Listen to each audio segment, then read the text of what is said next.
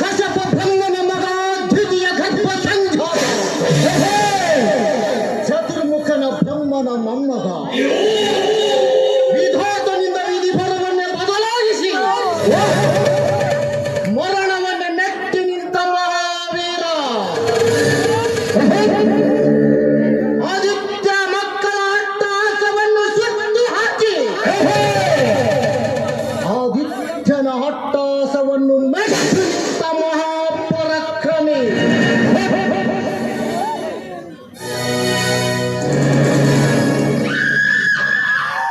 ಅತಳ ಸುತಳ ರಸತಳ ವಿಠಲ ತಳವನ್ನೇ ಪಾದದಡಿಯಲ್ಲಿ ಹೆಚ್ಚು ತೊಡಗಿಕೊಂಡ ಮಹಾವೀರ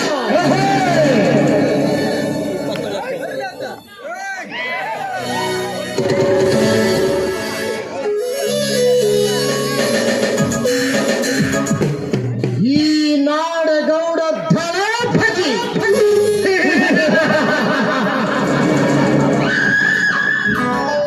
ನಾನು ಗುಡುಗು ಹಾಕಿದರೆ ಸಾಕು ಗರ್ಭದ ಗುಡಿಯಲ್ಲಿ ಕುಳಿತುಕೊಂಡ ದೇವಾನು ದೇವತೆಯರು ಎದ್ದು ಬಂದು ನನ್ನ ಮುಂದೆ ನಿಲ್ಲುತ್ತಾರೆ. ಇಂಥದರಲ್ಲಿ ಯಜ್ಞೋಚಿತ ಒಬ್ಬ ಭಿಕಾರಿ ಕೆ ಸಿಂಧೂರ ಬಸವಂತ ಧರ್ಮವಂತ ಶ್ರೇಷ್ಠ ಇವರು ಮೂವರು ನನಗ್ಯಾವ ಲೆಕ್ಕ?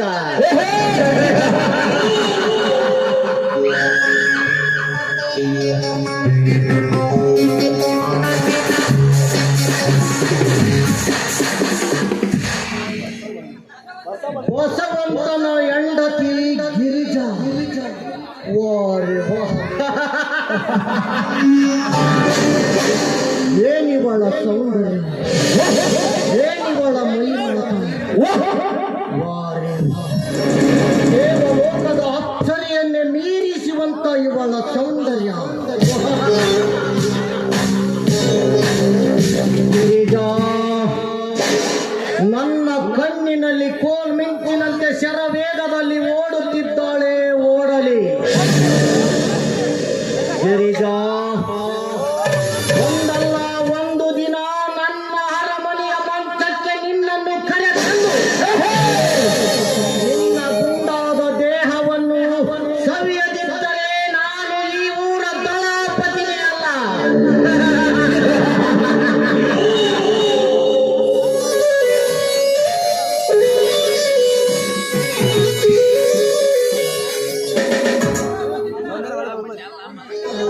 ಒಂದಲ್ಲ ಒಂದು ದಿನ ನಿನ್ನನ್ನು ನನ್ನ ಅರಮನೆಗೆ ತಂದು ನನ್ನ ಮಂಚಕ್ಕೆ ನಿನ್ನ ದುಂಡಾದ ದೇಹವನ್ನು ಅನುಭವಿಸದಿದ್ದರೆ ನಾನು ಈ ಊರ ದಳಪತಿನೇ ಅಲ್ಲ.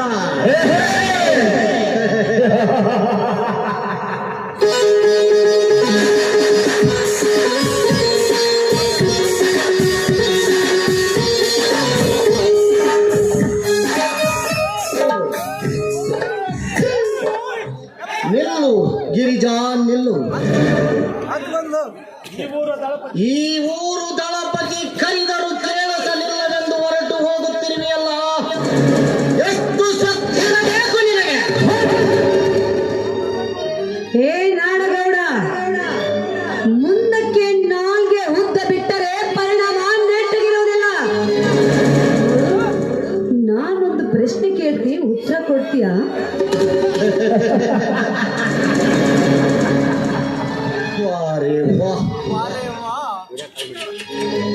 ನಾಡಗೌಡನ ಅರಮನೆಯಲ್ಲಿ ಅರಳಬೇಕಾದ ಕಮಲದ ಹೂವು ನೀನು.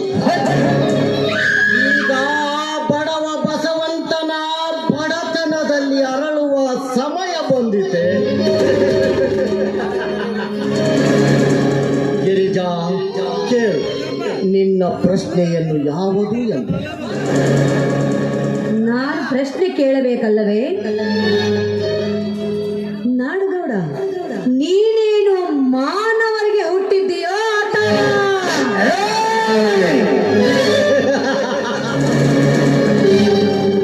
ಸಂಶಯ ಪಡಬೇಡ ಗಿರಿಜಾ, ನೀನು ಮನುಷ್ಯ ಅಂತರೂ ತಿಳಿದುಕೋ,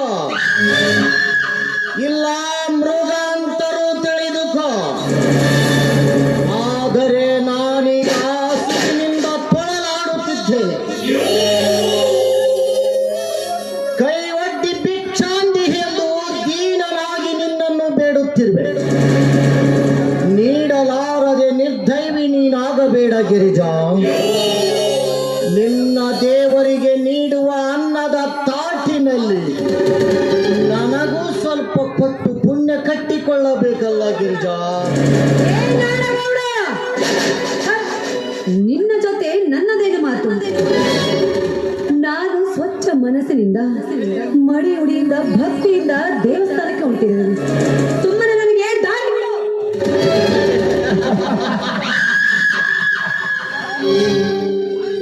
ದಾರಿ ಬಿಡು, ಬಿಡುತ್ತೇನೆ ಗಿರಿಜಾ.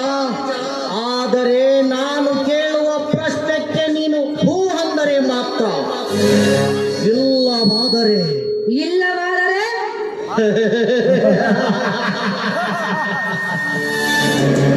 ಇಲ್ಲವಾದರೆ ಇದ್ದೇ ಇದೆಯಲ್ಲ ಈ ನಾಡಗೌಡನ ಬಲಾತ್ಕಾರದ ಕಾಮದ ಗಿರಿಜಾ. ನನ್ನ ತೋಟದ ಅರಮನೆವರೆಗೂ ಬಂದಿದ್ದೀಯ.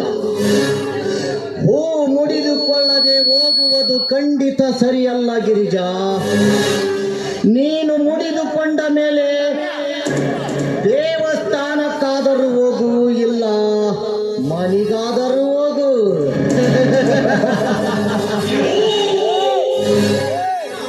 ಏ ನಾಡಗೌಡ, ನೋಡು, ಹೆಣ್ಣಿನ ಬಗ್ಗೆ ಇಷ್ಟೊಂದು ಕೇವಲವಾಗಿ ಮಾತಾಡ್ತಾ ಇದ್ದೀಯಲ್ಲ. ನಿನಗೆ ಜನ್ಮ ಕೊಟ್ಟ ತಾಯಿಗೆ ಒಬ್ಬನೇ ಗಂಡನೋ ಅಥವಾ ಲೆಕ್ಕ ಎಣಿಸಬೇಕು? ಲೇ ಕರಡೆ! ನಾಲಿಗೆಯ ಮೇಲೆ ಎತ್ತರವಿಲ್ಲದಂತೆ ಉತ್ತಳಂತೆ ಮಾತನಾಡಿದರೆ ನಿನ್ನನ್ನು ಈ ನಾಡಗೌಡನ ಬಲಾತ್ಕಾರದ ಕಿಚ್ಚಿನಲ್ಲಿ ನಿನ್ನ ದೇಹವನ್ನು ಮುಚ್ಚ ಭಾರಿ. ಏನ್ ಬೊಗಳ್ತಾ ಇದೀಯಾ ನೀನು? ನಿನ್ನ ತಾಯಿಯ ಬಗ್ಗೆ ಕೇವಲವಾಗಿ ಮಾತಾಡಿದ್ದಕ್ಕೆ ನಿನಗೆ ಇಷ್ಟೊಂದು ಸಿಟ್ಟು ಬಂತಲ್ಲ. ಮತ್ತೊಂದು ಹೆಣ್ಣಿನ ಬಗ್ಗೆ ಇಷ್ಟೊಂದು ಕೇವಲವಾಗಿ ಮಾತಾಡುವುದು ತಪ್ಪು ಎಂದು ನಿನಗೆ ಗೊತ್ತಾಗ್ಲಿಲ್ವೇ?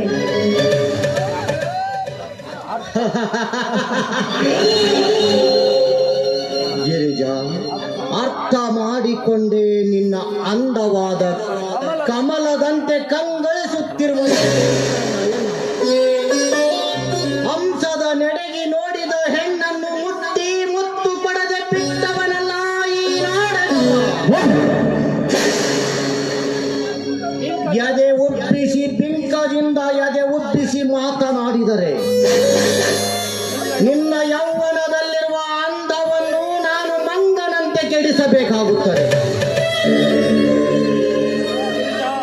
ಗಿರಿಜಾ,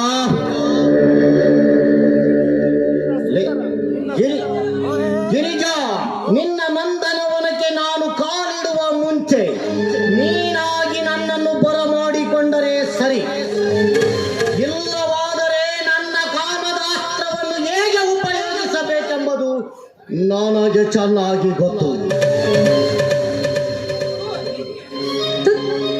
ನೀತಿಗೆಟ್ಟ ಭಂಡನೆ, ಮತಿಯಿಲ್ಲದ ಮರ್ಕಟನು ನೀನು. ಮನಸ್ಸಿಲ್ಲದ ಹೆಣ್ಣಿನ ಮುಂದೆ ನಿಂತು ಒಗಳಿ ವರ್ಣನೆ ಮಾಡಿದರೆ ನಿನಗೆ ಮನಸ್ಸೋಲಬಲ್ಲಳು ಎಂದು ತಿಳಿದುಕೊಂಡಿರುವೆಯ? ಅದು ಈ ಜನ್ಮದಲ್ಲಿಯೇ ಸಾಧ್ಯವಿಲ್ಲವೆಂದು ತಿಳಿದುಕೋ. ನೀನು ಬಂದ ದಾರಿಗೆ ಸುಂಕವಿಲ್ಲವೆಂದು ತಿಳಿದುಕೊಂಡು ಸುಮ್ಮನೆ ಬಾಯಿ ಮುಚ್ಕೊಂಡು ಹೊರಟು ಹೋಗಲಿಲ್ಲ.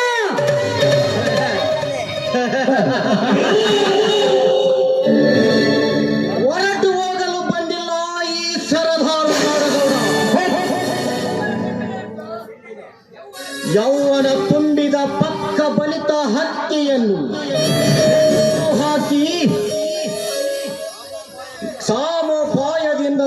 ನಿಲ್ಲಿಸಿ ಹಕ್ಕಿಯ ನೆತ್ತಿಯನ್ನು ನನ್ನ ಕಾಮದ ಕೊಚ್ಚಿನಿಂದ ಕೊಚ್ಚಿ ಕಳಿಸುವುದೇ ಈ ಗಾರುಡಿಗಳ ಕಾರಸ್ಥನ. ಲೇ ಹುಚ್ಚು ಹೆಣ್ಣೆ, ಗಂಡು ಒಂದು ಹೆಣ್ಣನ್ನು ಪಡೆದುಕೊಳ್ಳಬೇಕಾದರೆ ಪ್ರಾಣ ಕೊಡಲು ಸಿದ್ಧ, ಪ್ರಾಣ ತೆಗೆಯಲು ಸಿದ್ಧ. ಗಿರಿಜಾ, ನೀನು ಆಟ ಮಾಡಿದಷ್ಟು ನನ್ನ ಕಾಮದ ಪಿತ್ತ ನೆತ್ತಿಗೆ ಇರುತ್ತದೆ. ಬಾ, ಇಂದು ನೀನು ನನ್ನವಳಾಗಲೇಬೇಕು. ನಿಲ್ಲು ನಾಡಗೌಡ, ನಿಲ್ಲು. ನೋಡು, ಜ್ಞಾನವಂತವರ ಮನೆತನದಲ್ಲಿ ಜನಿಸಿ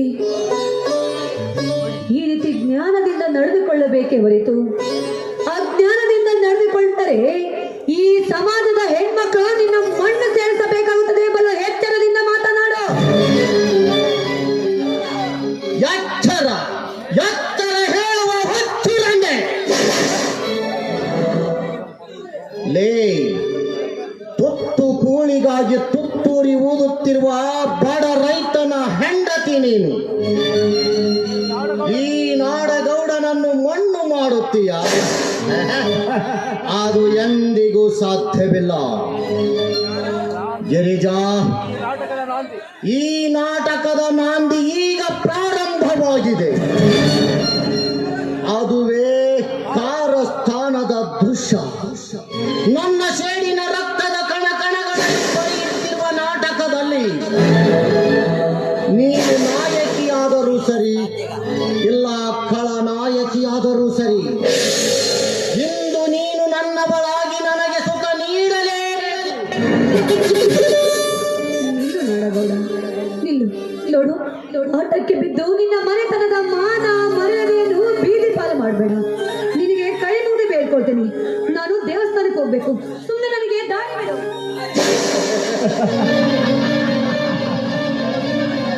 ದಾರಿ?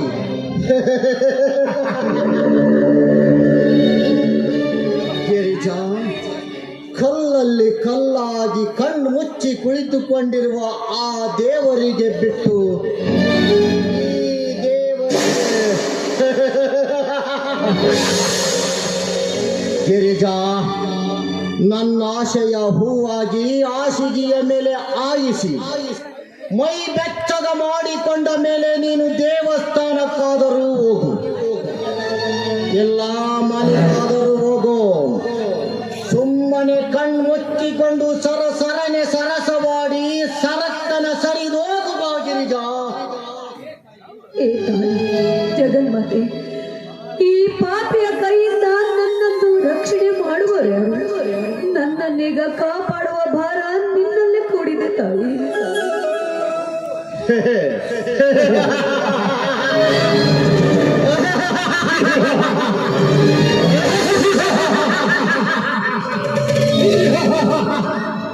ಕೂಗು ಗಿರಿಜಾ, ಕೂಗು. ಗಂಟಲ ಹರಿದು ಹೋಗುವವರೆಗೂ ಕೂಗು. ಈ ನಿನ್ನ ಕೂಗಿನ ನೋವು ಕೇಳಿ ಆ ನಿನ್ನ ತಾಯಿ ಈ ಗೌಡನ ಬಂಧನದಿಂದ ಬಿಡಿಸಿಕೊಂಡು ಹೋಗಲಿ.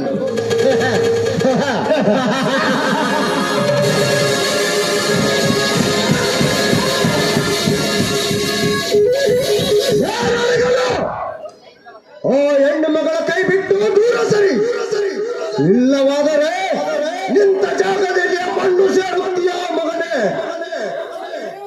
ದೇಸಾಯಿ, ದೇಸಾಯಿ, ದೇಸಾಯಿ, ದೇಸಾಯಿ. ನಾನು ಮಾಡುತ್ತಿರುವ ಪ್ರತಿಯೊಂದು ಕೆಲಸಕ್ಕೆ ಅಡ್ಡಗಾಡಿಯಾಗಿ ಬಂದು ನನ್ನ ಕೆಲಸವನ್ನು ಮಣ್ಣು ಪಾಲು ಮಾಡುತ್ತೀಯಲ್ಲೋ ಮೊಟ್ಟ. ನಿನಗೇನು ಬೇಕು ಕೇಳು. ಕೋಟಿ ಬೇಕಾ, ಸಾವಿರಾರು ಎಕರೆ ಆಸ್ತಿ ಬೇಕಾ? ಆಮೇಲೆ ಕೊಟ್ಟು ಕಳಿಸುತ್ತೇನೆ. ಕಣ್ಣು ಮುಚ್ಚಿಕೊಂಡು ಇಲ್ಲಿಂದ ಬರಿಯಾಗು ಮಗನೇ. ಹಣ ಇದೆ ಎಂದು ಗರ್ವದಿಂದ ಮೆರೆಯಬಾರದು.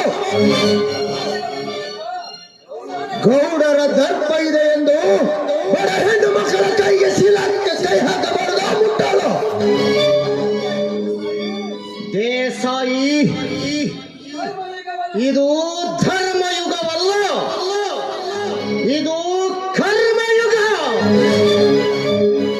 ಈ ಪ್ರಕೃತಿಗೆ ಬಂಧ ಅನುಭವಿಸಿ ಸಾಯಲೇಬೇಕು ದೇಸಾಯಿ.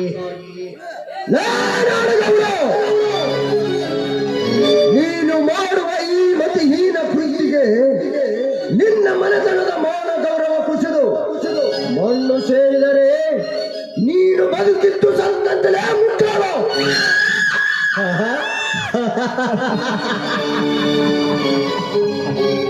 ದೇಸಾಯಿ, ಮುಂದಿನ ಚಿಂತೆ ಯಾವ ಮುಟ್ಟಾಳರಿಗೆ ಬೇಕಾಗಿದೆ? ಇರುವಷ್ಟು ದಿನ ಎಲ್ಲ ಸುಖವನ್ನು ಅನುಭವಿಸಿ ಸಾಯಲೇಬೇಕು. ಗಿರಿಜಾ, ಇಂದು ಈ ದೇಸಾಯಿ ಬಂದು ನಿನ್ನ ಮಾನವನ್ನು ಕಾಪಾಡಿಕೊಂಡ. ಈ ದಳಪತಿ ಮನಸ್ಸು ಮಾಡಿದ ಹಕ್ಕಿಯನ್ನು ಬೇಟೆಯಾಡದೆ ಬಿಟ್ಟಿಲ್ಲ. ಏ ಗಿರಿಜಾ, ಒಂದು ಸಮಯ ಹೋದರೇನಾಯಿತು? ಮತ್ತೊಂದು ಸಮಯ ಸಾಧಿಸಿಕೊಂಡು ನಿನ್ನ ದುಂಡಾದ ದೇಹವನ್ನು ಅನುಭವಿಸಲು ಮತ್ತೆ ಬರುತ್ತೇನೆ.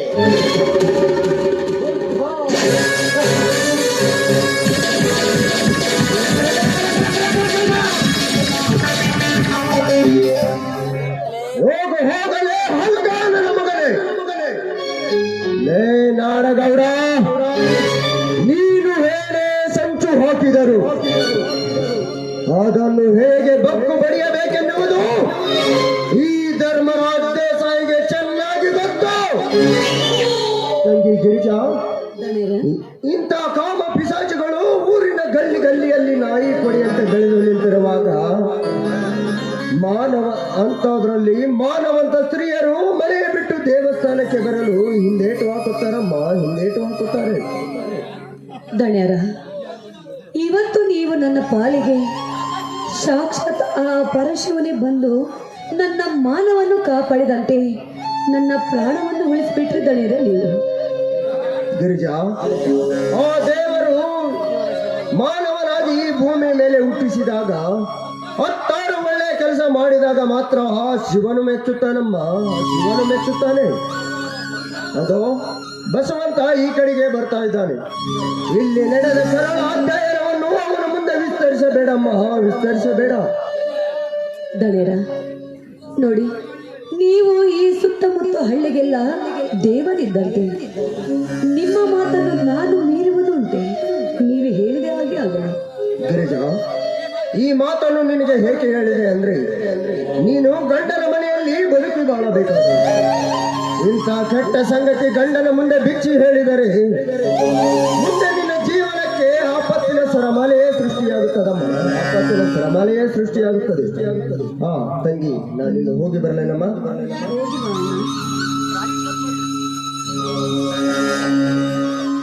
ಆಹಾ, ಇವರು ಎಂಥ ಪುಣ್ಯಾತ್ಮರು ಇವರು.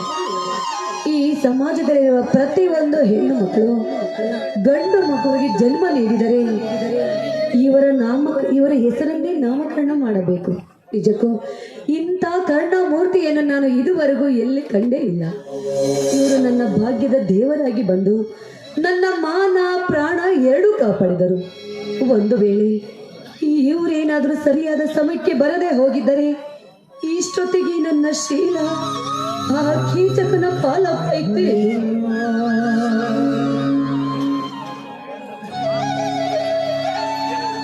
ಏಕೆ ಗಿರಿಜಾ, ಎಷ್ಟೊಂದು ಗಾಬರಿಯಿಂದ ಕಳ್ಳ ವ್ಯಕ್ತಿನಂತೆ ಹೆಜ್ಜೆ ಹಾಕುತ್ತ ಹೊರಟಿರುವಲ್ಲ, ಮತ್ತೇನಾದರೂ ಈ ರಸ್ತೆಯಲ್ಲಿ?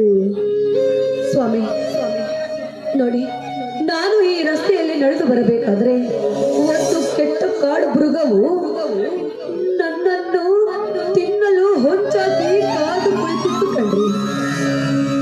ಅಷ್ಟರಲ್ಲಿ ಮುಂದೇನಾಯ್ತು ಗಿರಿಜಾ? ಸ್ವಾಮಿ, ಆ ದೇವರು ದೊಡ್ಡವನು. ಆ ಕೆಟ್ಟ ಕಾಡು ಮೃಗವನ್ನು ಒತ್ತು ಓಡಿಸಿ ನನ್ನ ಮಾನವನ್ನು ಕಾಪಾಡಿದ್ರು ಆ ದಣಿಗಳು ನನ್ನನ್ನು. ಗಿರಿಜಾ, ಕೊಲ್ಲುವವನಕ್ಕಿಂತ ಕಾಯುವವನು ದೊಡ್ಡವನು. ಆ ನಮ್ಮ ದೇವಾಯುವರವನ್ನು ನಿನ್ನ ಪ್ರಾಣ ಕಾಪಾಡಿದರೆ? ಹೌದು ಕಣ್ರಿ, ಆ ಪುಣ್ಯಾತ್ಮರ ಮನಸ್ಸು ಅಪ್ಪಟ ಚಿನ್ನ ಕಣ್ರಿ. ಸಾಕಷ್ಟು ಸಿರಿ ಸಂಪತ್ತಿದ್ದರೂ ಸಹ ನಯ ವಿನಯದಲ್ಲಿ ಎಷ್ಟೊಂದು ಚಂದವಾಗಿರುವರಲ್ಲವೇ ಸ್ವಾಮಿ. ಹೇ ಹುಚ್ಚಿ, ಹಾಯ್ ತುಂಬಿದ ಕೊಡ ಎಂದಾದರೂ ತೂಕಬಹುದೇ? ಮಾನವಂತ ಮನುಷ್ಯರಲ್ಲಿ ಭಾವನೆ ಇರಬಹುದೇ? ಆ ದೊರೆಗಳಲ್ಲಿ ಇರುವ ಮನಸ್ಸು ಗುಣಗಳು ಈ ಸಮಾಜದಲ್ಲಿ ಯಾರಿಗೆ ಇಲ್ಲ. ನೋಡು ಗಿರಿಜ, ಯಾರಿಗೆ ಇಲ್ಲ. ಅದಕ್ಕಾಗಿ ಅಲ್ಲವೇ ಸುತ್ತಮುತ್ತ ಹಳ್ಳಿಗಳಲ್ಲಿ ಧರ್ಮ ತುಂಬಿದ ಮನೆ ಎಂದು ಹೆಸರು ಪಡೆದಿರುವುದು. ಹೌದು ಬನ್ನಿ, ಆ ದೇಶಗತ್ತಿ ಮನೆತನದ ಪುರಾಣ ಹೇಳುತ್ತಾ ನಿಂತರೆ ಒಂದೇ ದಿವಸಕ್ಕೆ ಮುಗಿಯಲ್ಲ ಅಧ್ಯಾಯವಲ್ಲ. ಗಿರಿಜ, ನಾನು ಹೊಲಕ್ಕೆ ಹೋಗುತ್ತೇನೆ, ನೀನು ಬೇರೆ ಮನೆಗೆ ಹೋಗಿ ಬುತ್ತಿಯನ್ನು ಕಟ್ಟಿಕೊಂಡು ಬಾ ಚಿನ್ನ. ಆಯ್ತು ಕಣ್ರಿ, ನಿಮ್ ಇಚ್ಛೆ ಅಂತ. ಗಿರಿಜಾ, ಸ್ವಲ್ಪ ನಿಲ್ಲಿ, ನನ್ನ ಬಾಳಿನ ಬೆಳದಿಂಗಳೇ. ಇದೇನ್ರಿ, ಹೋಗಂತ ಹೇಳಿದವ್ರೆ ನೀವೇ, ಮತ್ತೆ ನಿಲ್ಲು ಎಂದು ಹೇಳುವವರೇ ನೀವೇ. ಕಾರಣವೇನು? ಗಿರಿಜಾ, ನೀ ಹುಟ್ಟ ಇವತ್ತು ಈ ಸೀರೆಯಲ್ಲಿ ಎಷ್ಟು ಚಂದ ಕಾಣ್ತಿ ಅಂದರೆ ನಿನ್ನ ಸೌಂದರ್ಯ ವರ್ಣಿಸಲು ನನಗೆ ಅಕ್ಷರಗಳೇ ಒಲಿಯುತ್ತಿಲ್ಲ ಚಿನ್ನ, ಅಕ್ಷರಗಳೇ ಒಲಿಯುತ್ತಿಲ್ಲ. ಸ್ವಾಮಿ ರೀ, ನಾನು ದೇವಸ್ಥಾನಕ್ಕೆ ಹೋಗ್ಬೇಕು. ಗಿರಿಜಾ, ಸಾಕ್ಷಾತ್ ನಿನ್ನ ಪಕ್ಕದಲ್ಲಿ ಈ ದೇವರು ನಿಂತಿರುವಾಗ ಈ ನಿನ್ನ ದೇವರಿಗೆ ಒಲವಿನ ಕಾಣಿಕೆ ನೀಡಲು ಹೋಗುವುದು ತಪ್ಪಲ್ಲವೇ ಚಿನ್ನ? ರೀ, ಏನ್ರಿ ನಿಮ್ದು ದಿನ ಬರೀ ಇದೇ ರಗಳೆ ಆಯ್ತಲ್ಲ. ಹೊಲದಲ್ಲೇ ಹೋದ್ರೆ ಇದೆ, ಮನೆಯಲ್ಲೇ ಹೋದ್ರೆ ಇದೆ, ಬೀದಿಯಲ್ಲಿ ಬಂದ್ರು ಸಹ ಇದೆನಾ? ಗಿರಿಜಾ, ರೈತರಂದರೆ ಯಾವದರಲ್ಲಿ ಕಡಿಮೆ ಗಿರಿಜಾ? ರಗಳೆ ಅಲ್ಲ ಗಿರಿಜಾ, ಮತ್ತಿನ್ನೇನು? ಮುದ್ದಿನ ಮಡದಿ ಮೇಲೆ ಇರುವ ಪ್ರೀತಿಯ ಮಮಕಾರ. ನಿಮ್ಮ ಪ್ರೀತಿ ಮಮಕಾರ ನನಗೆ ಬಹು ಭಾರ. ಹಾಗಾದರೆ ಹೊರತುಂಬಿಸು ಮಧುರ ಕಂಠದಿಂದ ಒಂದು ಇಂಪಾದ ಗೀತೆಯನ್ನು. ಶ್ರೀಮತಿ